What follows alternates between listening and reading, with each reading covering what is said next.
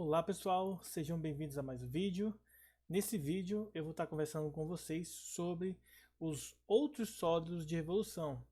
Aula anterior nós conversamos sobre dois tipos de sólidos de revolução mais comuns, que são os cilindros e os cones. Os cilindros são obtidos a partir de um eixo de rotação, né? Dado um retângulo, você rotaciona esse retângulo em torno de um eixo, seja ele o eixo Y, tá? Ou seja ele o eixo X, e aí nós vamos obter esse sólido aqui, que é o cilindro, tá? O outro sólido de revolução que a gente viu na última aula foi o cone, que é a partir de um triângulo. Você rotaciona um triângulo e encontra então o cone como um sólido de revolução. Discutimos como calcular a área da base, área lateral, área total, área da seção meridiana e volume. Discutimos isso tanto para o cilindro quanto para o cone, lembrando que no cone houve algumas outras coisas importantes, como por exemplo o teorema de Pitágoras aplicado, tá, à altura, à geratriz e ao raio. Vimos também o ângulo central, que é obtido a partir do raio e da geratriz, tá? Lembrando que esse valor está em radiano. E estudamos esses conceitos na última aula, e nessa aula agora, nesse vídeo, nós vamos falar sobre os outros sólidos de revolução. O primeiro sólido de revolução que a gente vai ver, né, além do cone e do cilindro, é o tronco de cone. O que é um tronco de cone?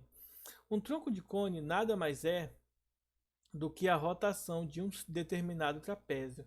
Então vocês vão observar aqui, ó, base maior é menor, e aqui um dos lados do trapézio. Observe que nesse caso aqui nós temos um trapézio reto, tá? Porque um dos lados dele aqui vai coincidir com a altura do trapézio. Então isso aqui é chamado de trapézio retângulo. Então quando você rotaciona esse trapézio em torno de um único eixo, você forma essa figura geométrica que parece o cilindro, mas não é, pois os lados aqui eles não são retos, tá? A altura forma um ângulo de 90 graus sempre, né? Mas os lados não serão retos, não vão formar um ângulo de 90 graus. Será um ângulo diferente aqui com uma reta transversal se nós cortássemos ele, fizéssemos uma seção meridiana. Mas o foco aqui não é isso, é nós entendermos o que é um cone de revolução, essa figura aqui que nós chamamos de tronco de cone.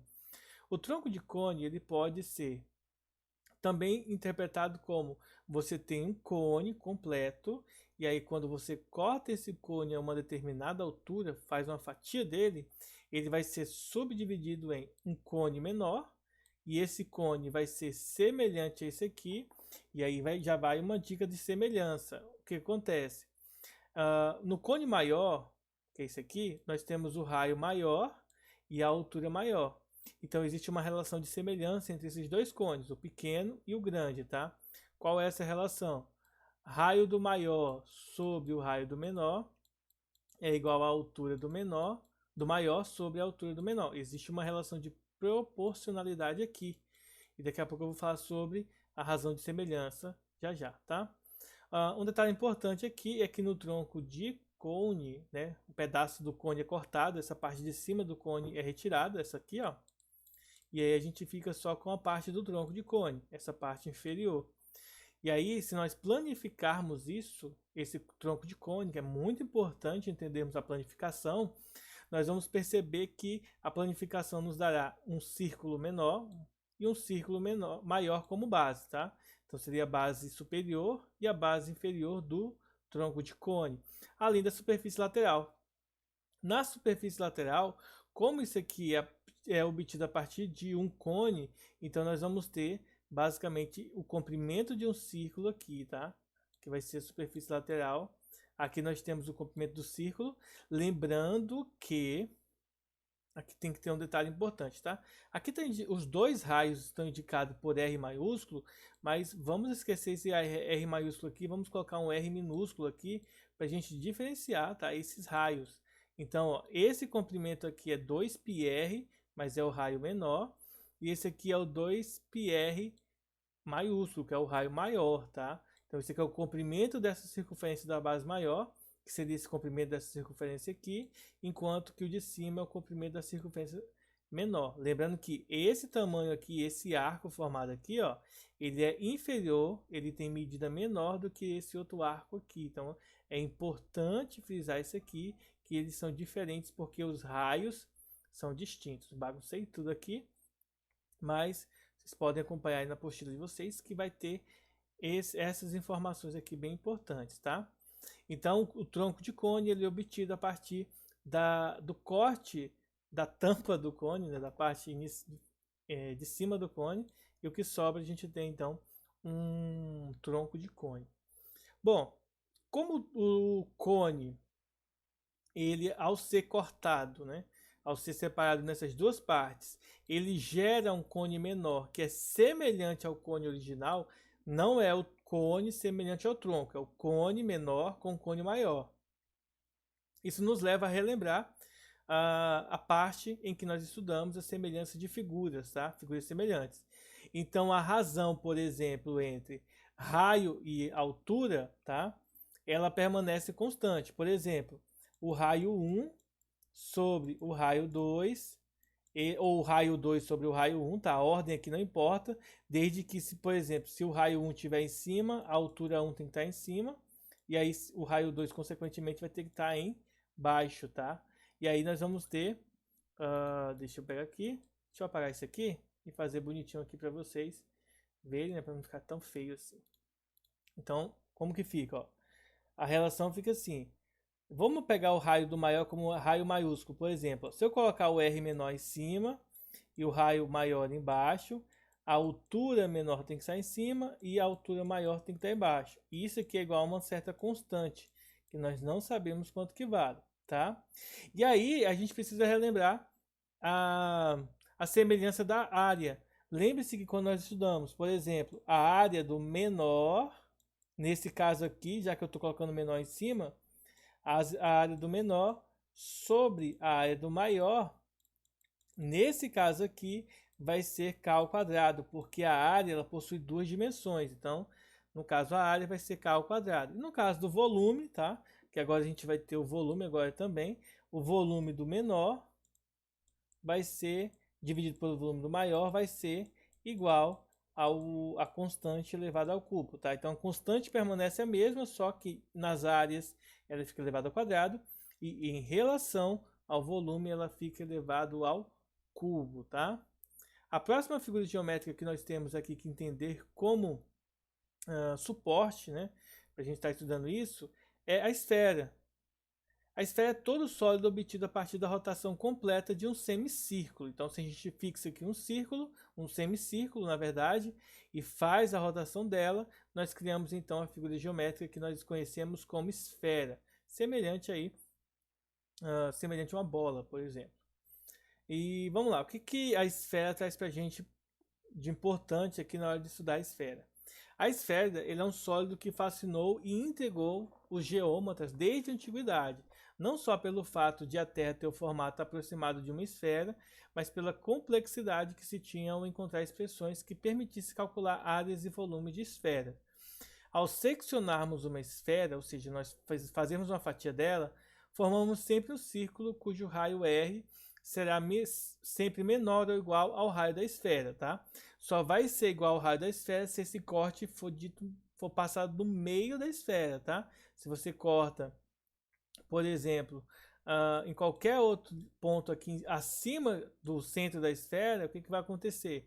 Esse raio obtido, o raiozinho R menor, ele vai ser sempre menor do que o raio R maiúsculo, tá? Aí nós temos uma tabelinha aqui que vai mostrar para a gente algumas expressões interessantes, ó. Observem, deixa eu apagar aqui, né, porque eu já risquei um monte de coisa de novo aqui. Observem o seguinte, dessa figura aqui a gente pode compreender que eu tenho aqui, ó, o centro da esfera, a distância do centro a um ponto na esfera é sempre o raio da esfera. Depois que eu fixo aqui, por exemplo, esse ponto, eu posso sempre gerar um triângulo retângulo, ó. Observe que esse aqui é o raio dessa circunferência aqui obtida na esfera, tá? Desse círculo. E aí nós vamos poder usar uma expressão oriunda do teorema de Pitágoras. Na verdade, isso aqui é justamente o teorema de Pitágoras aplicado na esfera, da mesma forma que nós usamos no Teorema de Pitágoras nos cones, tá? A relação entre raio, altura e geratriz. Aqui é o raio da esfera com o raio do círculo obtido e a distância, tá, do centro da esfera para o centro desse círculo. Então, aí nós temos o Teorema de Pitágoras para utilizar. Segunda fórmula que nós temos aqui é a área de superfície esférica, ou seja, a fórmula para calcular a área total da nossa esfera. A área, gente, é a parte que envolve a esfera. Já o volume é a capacidade que a esfera tem, digamos assim, de abrigar conteúdo dentro dela, tá? Então a gente calcula o volume com essa formulazinha aqui. Bom, as fórmulas são bem tranquilas de se lembrar, ó. A área é 4πr ao quadrado e o volume 4πr ao cubo sobre 3. Bom, quando a gente faz o curso superior de matemática, por exemplo, e algumas áreas como física e engenharia, a gente aprende a fazer a demonstração dessas fórmulas aqui, o que é algo bem maçante de ser feito. Se a gente for seguir, por exemplo, o raciocínio do ensino médio, é bem complicado, tá? Porque a gente vai precisar desenvolver um monte de técnicas aqui até chegar no resultado. Se vocês tiverem curiosidade, vocês podem ler a parte complementar aqui na página 32 e 33, que vai mostrar para vocês como que é feita esse cálculo, tá? Como que é feita essa demonstração. A gente não vai se ater a fazer essa demonstração, porque o nosso foco aqui é entendermos o que é um tronco de cone, o que é uma esfera, tá? E quais são as fórmulas para a gente resolver os problemas que envolvem esses dois conteúdos bem importantes da matemática e principalmente da geometria, tá? Vamos lá. Agora eu vou mostrar para vocês os exercícios que a gente vai estar fazendo para compreender ainda mais esse conteúdo, tá? Então vejam aqui agora, peguei aqui alguns exemplos, tá? 6 exemplos, 3 de troncos de cone e 3 de esferas para nós resolvermos na aula de hoje, tá? Então vamos começar por esse aqui, ó. A figura abaixo representa a planificação de um tronco de cone reto com a indicação das medidas dos raios, das circunferências das bases e da geratriz. A medida da altura desse tronco de cone é de quanto? Né? Ele quer saber qual que é a altura do tronco do cone. Então vejamos o seguinte, ó. Se eu transformar isso aqui num tronco de cone usual, né, que a gente está mais acostumado a ver, nós iremos enxergar isso daqui, ó. Deixa eu pegar uma cor aqui, vou pegar o azul. Nós vamos ter uma circunferência em cima, que é menor, e uma circunferência maior embaixo, tá? E aí nós ligamos aqui esse lado com esse lado. Pronto, temos um tronco de cone. Lembrando que o raio menor aqui vale 6, o raio maior aqui vale 11 centímetros e a geratriz vale 13. Ele quer saber o valor da altura. Como que nós iremos determinar o valor da altura? A gente vai fazer isso aqui, ó. A gente vai perceber que a geratriz vale 13. Essa distância aqui, ó, é essa mesma distância aqui, ou seja, esse tamanho aqui é a mesma distância da altura, né? O mesmo tamanho da altura. E aí nós vamos ter um pedacinho aqui, tá? Eu vou retransformar isso aqui num outro desenho para auxiliar a gente, um desenho menor, só com as medidas que eu preciso, ó. Vou desenhar aqui, deixa eu fazer uso aqui da reta, porque com a reta vai ficar mais bonitinho, tá? Olha só, aqui eu tenho o raio menor, eu tenho uma altura aqui que eu preciso determinar, eu tenho aqui o raio maior e eu tenho aqui a geratriz, tá? Então vocês vão observar essas medidas e aí para facilitar aqui a minha vida, eu vou fazer uso de uma linha pontilhada aqui para mostrar para vocês algo interessante. Para essa questão, a gente pode usar o seguinte, ó, esse pedacinho aqui vale 6, esse pedaço aqui vale 13, essa aqui é a altura e daqui para cá, ó, vale 11, tá? Então, se aqui é 6, obrigatoriamente isso aqui vai ser 6, portanto, esse outro pedaço aqui vale 5. Desconsidere, tá, essa diferença visual que dá, tá? Porque deveria ser menor do que esse, tá? O 5 deveria ser menor, mas desconsiderem aí a parte visual. Aí aqui vai um detalhe, ó. Se esse lado aqui é a altura, essa aqui também vai à altura, desde que nós tomemos isso como um ângulo de 90 graus. Portanto, essa aqui é a altura. E esse desenho aqui, ó, da linha pontilhada para a direita, vocês vão notar que é um triângulo retângulo. Portanto, a gente pode usar o teorema de Pitágoras para resolver ele. O que diz o teorema de Pitágoras? Hipotenusa ao quadrado é igual à soma dos quadrados dos catetos. Observe que nós não vamos usar o valor de 6, tá? A não ser para nós descobrirmos que esse valorzinho aqui vale 5. Agora é só resolver esse cálculo, essa continha aqui, que é bem tranquila de se resolver. Olha só, 13 ao quadrado vale 169, enquanto que 5 ao quadrado é igual a 25. Nós queremos encontrar o valor de h. Então, nós vamos passar o 25 para o outro lado subtraindo. Então, h ao quadrado é 169, passando o 25 para o outro lado, mudando de sinal, fica 169 menos 25. Então, 169 menos 25 vai dar 144. E aí, é só extrair a raiz quadrada, ou seja, a raiz quadrada de 144 é 12. Portanto, a altura desse tronco de cone é igual a 12 centímetros, tá? Então, esse aí, essa aqui é a forma de nós calcularmos a altura do tronco de pirâmide, se nós tivermos de cone, se nós tivermos essas medidas aqui, tá bom? Então, qualquer dúvida, deixa lá nos comentários. Vamos agora fazer um próximo exemplo. Um tronco de cone possui a medida dos raios igual a 5 e 8 metros. Sabendo que a medida da altura é igual a 4, determine a área superficial desse sólido. Aqui é importante a gente lembrar o seguinte: como que eu calculo? Lembrar não. Aqui é importante eu saber como que eu calculo a área de superfície de um tronco de cone, né? Basicamente, a área de superfície, pessoal, vai ser o seguinte: eu preciso determinar a área da base maior, tá aqui embaixo, a área da base menor, e preciso descobrir quanto que vale a área total, a área do lado, né, desse cone. Então, como que nós faremos esse cálculo aí, tá? Então, para a gente determinar isso daí, nós vamos primeiro descobrir quanto que vale a geratriz, usando o teorema de Pitágoras aqui, ó. Depois que nós descobrimos a geratriz, nós vamos usar a área superficial do nosso tronco de cone, tá? Então, vamos lá. Primeira coisa, para calcular a geratriz ao quadrado é igual.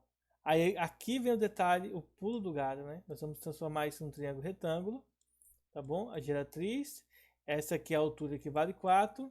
Se aqui em cima, ó, vale 5, aqui embaixo vale 8, então esse 8 pedaço aqui vai ter que valer 3, né? Porque 3 mais 5 dá 8.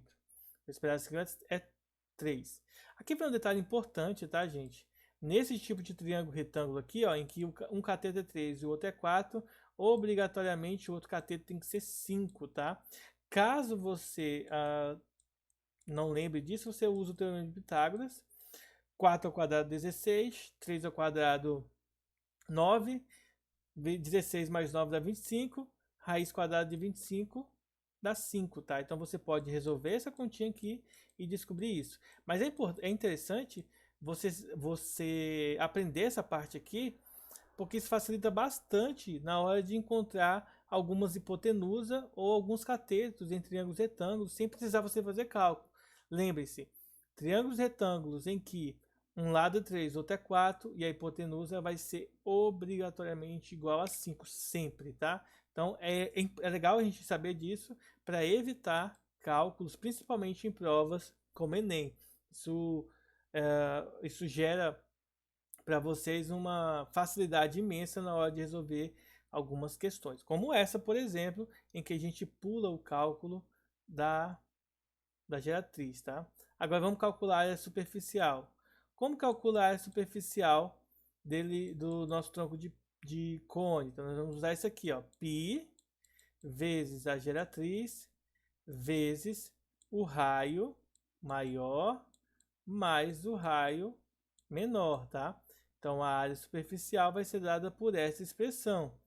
Então agora nós só vamos substituir os valores. Vejam, a geratriz nós calculamos, deu 5.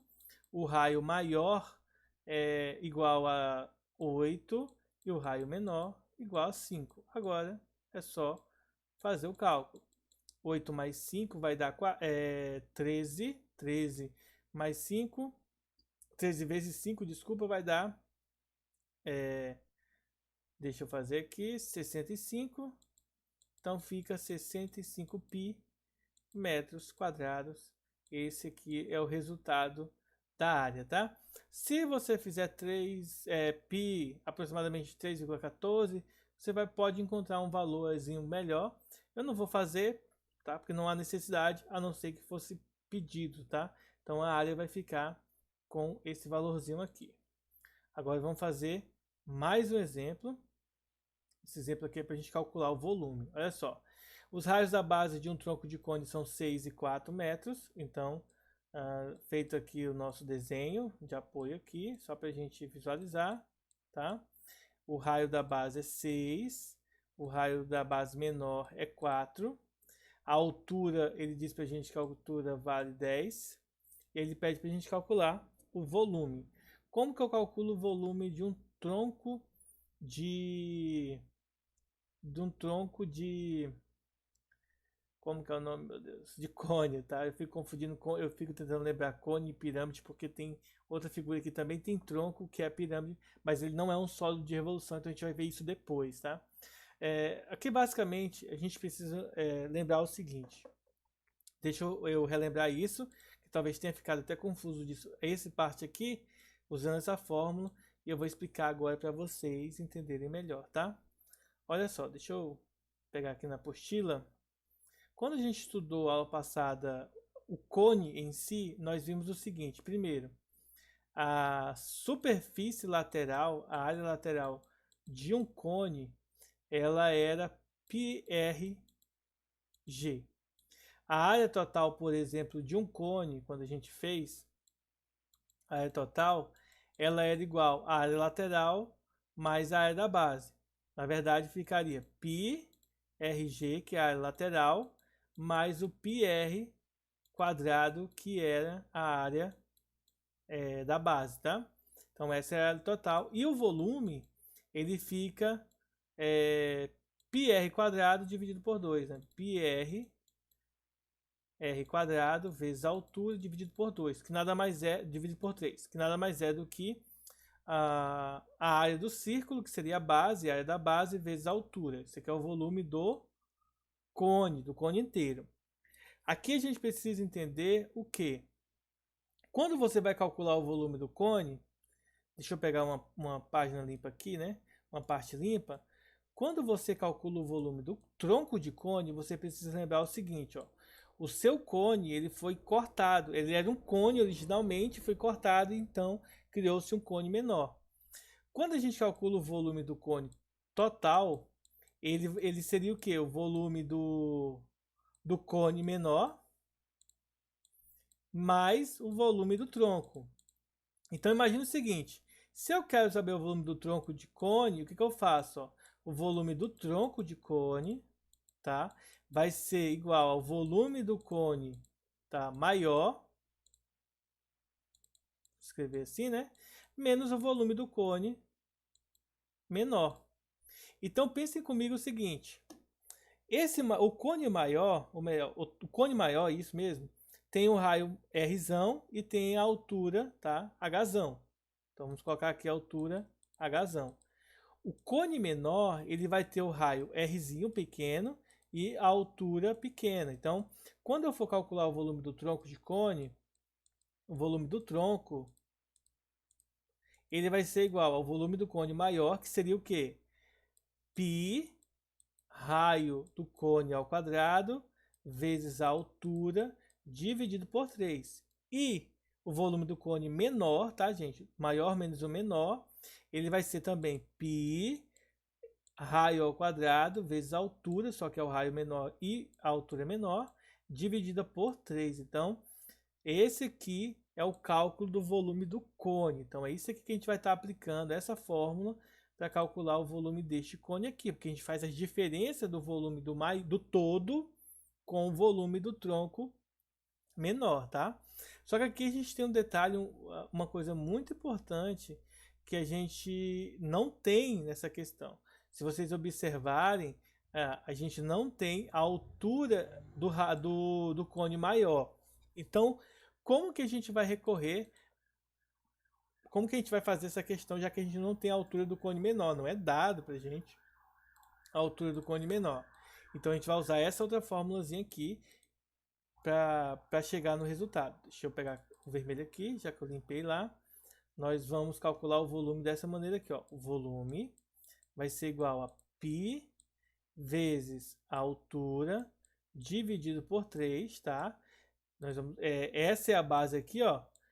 Π, a altura dividido por 3. Lembrando que essa altura aqui é a altura do tronco, tá? Vezes o quê? Vezes o raio menor ao quadrado, mais o raio menor vezes o raio maior, mais o raio maior ao quadrado. Essa parte essa parte aqui, ela é oriunda de uma suposição do que nós temos aqui em cima. Então a gente consegue usar algumas relações matemáticas para descrever a fórmula do volume do cone, tá? Dá um pouco de trabalho, mas a gente consegue fazer isso, tá bom? Então, nós vamos resolver essa questão agora, tá? E a partir desses valores, então nós teremos, né, substituindo eles, nós teremos o quê? Que o volume vai ser igual, primeiro, o π vale 3,14, então vou colocar aqui, ó, 3,14 vezes a altura que vale 10, dividido por 3, e dentro do parênteses nós temos o raio menor ao quadrado, mais o raio menor vezes o raio maior, 4 vezes 6, mais o raio maior ao quadrado, tá? Pronto, temos aqui a expressão que nós vamos resolver o nosso volume. Então, 3,14 vezes 3, vezes 10, vai dar 31,4. Eu não vou dividir por 3 ainda, vou ver se dá para simplificar aqui. E aqui dentro nós vamos ter 4 ao quadrado, 16. 4 vezes 6, 24. E 6 ao quadrado, 36, tá? Vamos somar tudo isso aí. Então teremos 3,14 sobre 3. E aqui nós vamos ter 16 mais 24, vai dar 40. 40 mais 66 vai dar 76, tá? E aí, deixa eu fazer logo no calculador, para não errar nenhum cálculo. Vou dar uma conferida aqui. Então teremos 16 mais 24 mais 36, 76, vezes 31,4 igual a 2000 e alguma coisa, dividido por 3, o resultado vai dar 795, tá? Então o resultado vai dar 795, aproximadamente 795,5, tá bom? Esse vai ser o resultado aproximado, que é 30, a vírgula está aqui, então aproximadamente 700 e, deixa eu pegar aqui, 95,5, tá? Como está em metros aqui, então fica metros cúbicos a nossa unidade aqui. Pronto. Então calcular o volume de um tronco de cone é um pouco mais complicado, porque você tem essa fórmula um pouco maior do que nós tínhamos num cone tradicional, só no cone, tá? A fórmula é mais simples. Mas isso é porque a gente não conhece a altura da parte de cima, né, do tronco, a parte que foi retirada para poder formar o tronco de cone. E percebam que, né, que esse raio maior, raio menor, seria basicamente uma associação aqui do trapézio que gera o tronco de cone, tá? Então, nós temos a base maior e menor, e a gente pode estar utilizando aí como relação para a geratriz, que nós não sabemos quem é. Mas, enfim, não vem ao caso aqui. Nosso foco é resolver o exemplo. Fazendo mais um exemplo aqui, agora um exemplo de esfera. Qual é a área de uma esfera cujo raio mede 63 centímetros? Então, a gente quer a área de uma esfera. Então, a primeira coisa que a gente tem que lembrar é o seguinte. A área de uma esfera é dada pela seguinte expressão. É π vezes o raio ao quadrado, πr quadrado. Não, 4πr quadrado. Até eu já esqueci aqui, tá? Mas é 4πr quadrado. Então é só substituir os valores. Percebam que a questão indica para a gente usar π igual a 3, então fica 4 vezes 3, vezes o raio que está em centímetros. Observe as alternativas. Como elas estão em centímetros quadrados, então eu não preciso fazer conversão de unidade, tá? Então, vezes o raio ao quadrado. Eu não vou perder tempo multiplicando aqui, eu vou só substituir na calculadora. 4 vezes 3 vezes 63 ao quadrado, que vai dar 47.628, tá? Ou seja, alternativa A, tá? 47.628, tá? Vejam que é bem tranquilo calcular aí a área de uma esfera. Só substituir na fórmula, se você souber, claro, a fórmula, e chega então aí a solução de maneira bem viável, bem tranquila.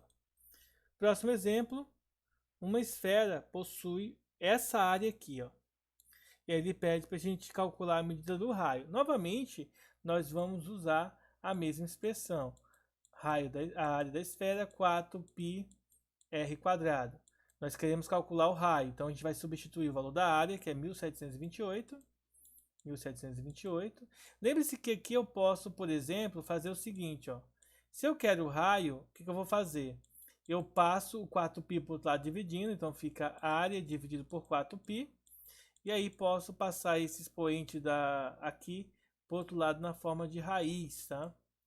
E aí eu posso simplesmente substituir, ó.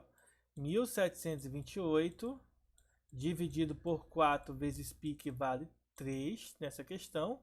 E aí calcular a raiz quadrada. Se eu substituo isso aí numa calculadora, tá? 1728, 4 vezes 3 dá 12, então fica dividido para 12. O resultado aqui vai dar 144. Aí é só eu lembrar que raiz quadrada de 144 é 12. Portanto, o raio dessa esfera vale 12, tá? Ou você pode simplesmente substituir aqui na expressão e calcular, ó. 1728 igual a 12 raio ao quadrado. Passo 12 dividindo, então raio ao quadrado é igual a 1728 dividido para 12, que dá 144, a gente acabou de fazer. E aí, raiz quadrada de 144, 12, tá? Letra B é a alternativa correta. Percebam que existe essa facilidade aí para nós calcularmos, tá? Bom, vamos para o último exemplo dessa aula, que fala o seguinte: uma esfera possui raio igual a 30 centímetros. Então, aqui é o raio da esfera, 30 centímetros. E ele pergunta o seguinte: qual a diferença entre sua área e a área de um fuso esférico dessa mesma esfera com ângulo igual a 90 graus? Então, o que é um fuso esférico? Imagina o seguinte: quando a gente estuda geografia, temos lá o planeta, né? Deixa eu pegar aqui, fazer usando isso aqui. Então, quando a gente estuda geografia, a gente tem lá o planeta, que é quase um círculo, tá? E aí nós temos basicamente isso aqui. Quando você pega, por exemplo, um fuso horário, você tem esse objeto aqui, ó. Como se tirasse um gominho de uma tangerina, de uma pocã. Então, quando você faz isso, tá? Você tem um fuso, tá? Ele está dizendo aqui que esse fuso tem um ângulo compreendido de 90 graus. Então, como que a gente vai calcular a diferença entre a área da esfera? Lembre-se que a área da esfera é bem tranquilo de calcular. 4 vezes π vezes o raio ao quadrado. O π aqui vale 3 e o raio vale 30 centímetros. Observe que aqui está em centímetros, então não precisa fazer conversão ao quadrado. Fazendo o cálculo aí, nós teremos 4 vezes 3 vezes 30 ao quadrado. O resultado vai dar 10.800. Bom, isso aqui, 10.800, pessoal, é a área total. E aqui vale um detalhe importante, ó. Se você faz um corte na esfera, você vai ter uma circunferência, certo? Se você notar, vamos olhar como se fosse de cima da esfera. Se você notar, cada pedaço desse aqui, ó, ele tem um ângulo de 90 graus. E o total, né? 90 mais 90 é 180, mais 90 270, mais 90 360, que é a volta completa. O que eu quero dizer com isso, né, para essa questão aí? Então, se você perceber, para essa questão, você vai, a gente não precisa calcular, enfim, nós não precisamos calcular essa questão do fuso em si, tá? A gente só precisa lembrar do seguinte: cada pedaço da esfera aqui, ó, o total é 10.800. Então, por exemplo, cada fuso com esse ângulo de 90 graus aqui, ele vai possuir esse valor dividido por 4. Então, se eu dividir esse pedaço aqui por 4 aqui, gente, ó, se eu dividir a esfera total por 4, a área total dividir por 4, nós vamos ter o que? Esse aqui vai ser a área do fuso. Deixa eu limpar aqui, porque ficou feio aqui. Eu vou limpar aqui para ficar mais bonitinho aqui a minha explicação. Então, o que eu quero dizer para vocês é o seguinte. A área do fuso, eu não preciso calcular. Tem a fórmula, tá? Eu vou colocar aqui a fórmula para vocês verem. A fórmula de calcular a área do fuso é dada da seguinte maneira, ó. A área é igual a alfa vezes π vezes o raio ao quadrado dividido por 90, tá? A gente poderia calcular com essa maneira aqui, mas eu não vou calcular assim. Eu vou mostrar para vocês que dá para calcular dessa maneira aqui, ó. A área do fuso, ela vai ser a área total dividido por 4, mas só pode usar isso porque o ângulo é 90, tá? Por isso que eu posso dividir isso aqui por 4. Eu divido a minha esfera em 4 pedaços. Imagina você pegar, por exemplo, uma maçã, finge que é uma laranja. Você corta a laranja em 4 pedaços, tá? Corta no meio formando uma cruz. Quando você faz isso, você tem 4 fusos da laranja, tá? Um desses fusos, se você cortar igual, todos os 4 fusos vão ter a mesma proporção, vai ter a mesma medida de volume, de área, de tudo. Então, o que vai acontecer? Essa área total, que é 10.800, quando você dividir por 4, o resultado vai dar 2.700, tá? Fiz o cálculo aqui, dá 2.700. Então, esse aqui, centímetros quadrados, aqui também centímetros quadrados, essa é a área do fuso. Mas ele pede o que? A diferença, tá bom? Então, a área de superfície menos a área do fuso, tá? Vai ser igual aos 10.800 menos os 2.700, tá? Se eu tenho 10.000 e tiro 2, ficam 8.000. Se eu tenho 800 e tiro 700, fica 100. Então, 8.100, tá? 8.100 centímetros quadrados. Então, a alternativa correta é a letra D. Observem, tá, gente? Dois pontos cruciais nessa questão aqui. Antes de eu encerrar, eu quero explicar isso para vocês. Vejam que ele coloca uma das alternativas como sendo o quê? Como sendo a área total. E aí, às vezes, você faz aqui, meio desatento, e você marca aqui. Errou a questão. Ele coloca uma das alternativas, ó, letra B. Veja que é a letra A, logo de cara. Letra B já é a próximo cálculo, que seria cálculo do fuso. Aí você, poxa vida, calculei o fuso. É isso aqui. E aí você acaba errando de novo. Certo? Se você perceber, então, se você não tiver, se você perceber, não, se você não perceber, você acaba errando aí esses dois cálculos. E percebam mais ainda, gente, ó, se você pegar os 10.800 e somar com 2.700, cara, vai dar 13.500, que é esse valor que tá aqui, ó, gente, 13.500.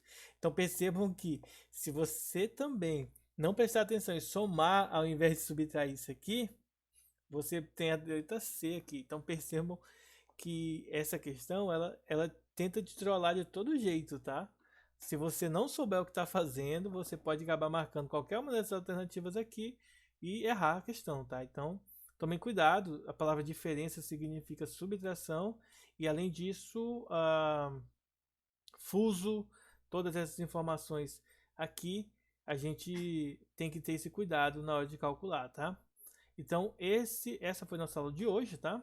Essa foi a nossa explicação. Os exercícios estarão na plataforma. Conto com vocês para estar fazendo eles.